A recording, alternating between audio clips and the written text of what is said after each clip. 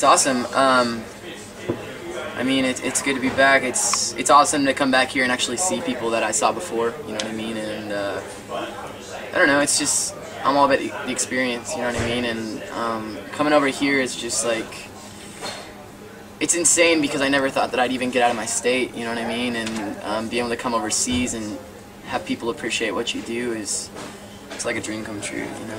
It's really awesome. I don't know. I don't really keep up with the whole business side of things, you know. I just focus on music and hanging out with my friends and, you know, just trying to be a normal dude, you know. So I don't really focus on that stuff. I let the business, I leave the business for the business people, you know.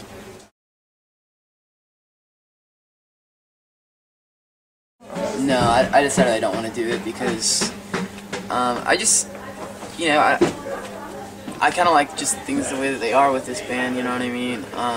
Instead of dropping the name and changing it, you know, I've gotten inspired to pick up new projects and try new styles of music instead of, you know, leaving Never Shut Never as the way that it is, you know what I mean? And still, you know, still trying to grow with that band and try new styles and new experiments and everything, but instead of changing the name and changing everything altogether, just doing other stuff on the side, you know, like I'm starting up this thing Gonzo.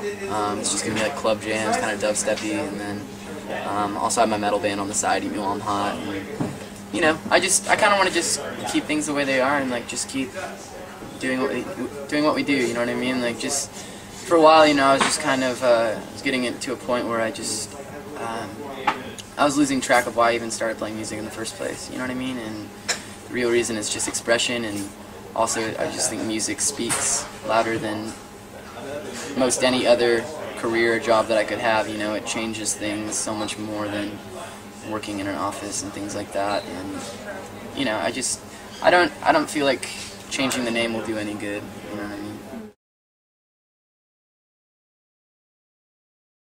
Yeah.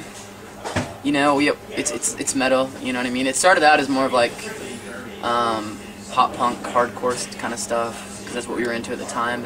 But we've kind of switched over to more like metalcore sort of stuff, and I don't know. I love heavy music. You know, I've always loved it since I was young. Since I was about 13 or 14, that's whenever I first started getting into like heavy stuff, and I don't know. It's a good outlet for us because, you know, in Never Shut Never we play a lot of really soft. You know, we play a lot of soft music, and we play.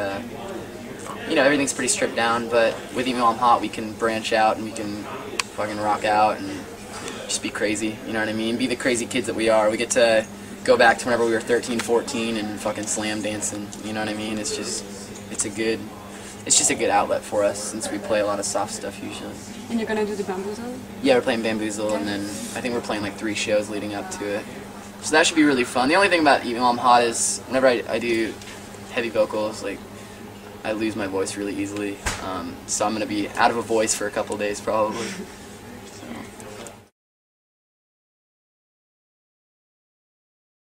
No, not at all actually. Whenever they said that, I was like, are you kidding me right now? What the heck? You know, because I thought there were a lot of really great bands, you know, that deserved it, but the fact that we got it was, you know, it was an honor because, you know, I remember being younger and reading alternative press and looking for new bands to listen to in alternative press, and then, you know, being on the cover of it was like, I didn't really know what to think, but at the same time I was just grateful and just kind of went with it, you know. Did you buy a copy?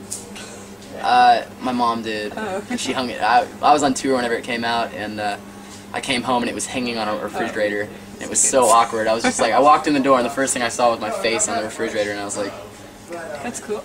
No, I was like, it was just weird.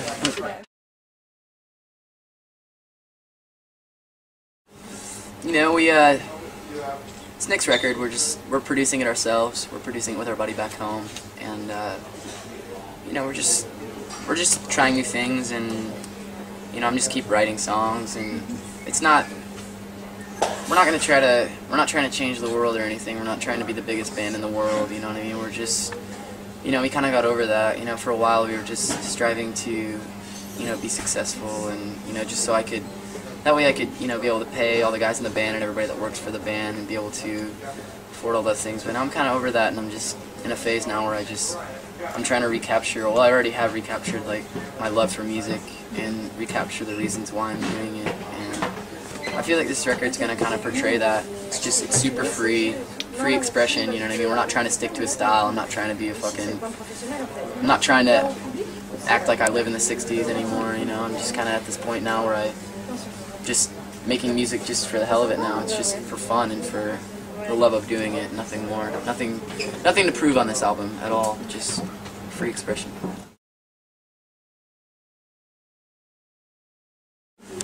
I don't know, I'll either come up with like a chord progression or I'll come up with like something in my head, like a little melody or some kind of something, you know what I mean? And usually songs for me, they just progress, you know what I mean? Like they start out with a little idea and then over time they slowly become more and more. I usually write on the acoustic guitar to start out, and then after that I start intertwining new elements like keyboards and, you know, little folk instruments or things like that.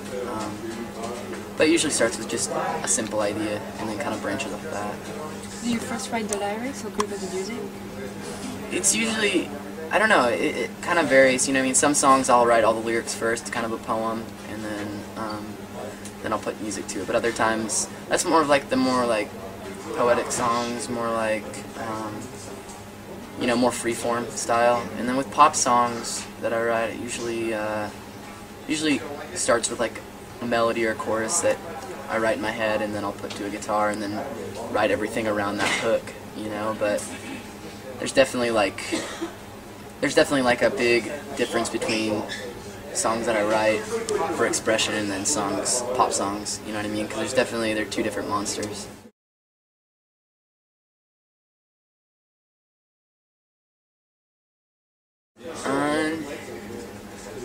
I guess, I mean, whenever I first started playing, you know what I mean, it was like, I'd always played sports as a kid, and I was always just kind of a weird kid. I didn't really know my place. I didn't really know where I fit in the world, you know, but whenever I started playing music, it's like I had like a purpose, you know what I mean? It gave me reason to live, sort of, you know what I mean? It gave me reason to keep growing, and I don't know, I guess whenever I just first started, whenever I first picked up the guitar and wrote my first song, I was like, I can do this. This is really cool. This is fun, and it just excites me. You know what I mean? Music it's one of those things that excites me, and there's not a lot of things these days that really does excite me. But whenever I have like an idea for a song, it just gets me stoked. It gives me reason to like wake up and fucking go for it, you know. But lately, all I've really been into is writing a lot of dance music, because about a year ago I started getting into like the rave scene and stuff, and I just love that scene. I love dancing, you know, a lot. I'm not very good at dancing, but I love dancing, and my goal now is I'm working on putting out a dance record. I really want to, because I love the music that makes people move, you know what I mean? And everybody moving at a club or everybody moving at a rave, it's almost like a spiritual thing, you know, and I really like that. Like with big girls? I mean, maybe I don't really like the club scene where like everybody just goes and they try to like hook up and shit, but I really like dancing in the sense of like expressing yourself and getting, you know, letting your energy free and just letting yourself be free, you know. Dancing it gives you a sense of freedom, and that's what I really enjoy. I don't really enjoy like the club scene, everybody just getting drunk and like trying to find somebody to take home. You know, I'm more into like dancing and making friends, and like that's why I really like the rave scene. It's because it's more about that. It's more about everybody being together and being free and expressing themselves together instead of just going to a club and looking for somebody to fuck. You know what I mean? Like that's not my scene. I don't know. I mean, when I first started, I just thought of stuff that looked cool, you know, and I just kind of went with that. But as I went along, I started getting things like reminders, and everything's starting to represent like just a symbol of where I was at that very moment, you know, in my mind, or like on my spiritual path, you know what I mean? So I don't know. It's usually just something that I feel strongly about at the moment. Like some tattoos I look back and I'm like, I really don't feel that way anymore. You know what I mean? But it's good to know that I did feel that way at one point.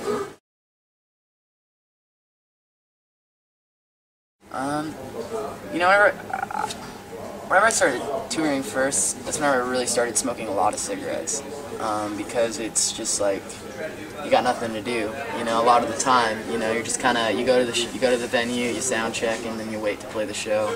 There's a lot of free time in there, and, you know, before I started touring, I would smoke cigarettes here and there, you know, like with my friends, we felt like we were bad for doing it, so we'd like do it. But then whenever I started touring, that's whenever I first started really picking up the habit. I was about 16 whenever it really first started, because I was touring with people that are older than me that could buy them for me. I just thought that was the coolest thing, so that's probably how I really started getting addicted to nicotine. Now I gotta say I'm a complete addict to nicotine, which is a horrifying thing. Like, I can't go like an hour without smoking one, so I should probably cut it out, but I'm still enjoying it. I'll quit before I die. That's what I keep telling myself.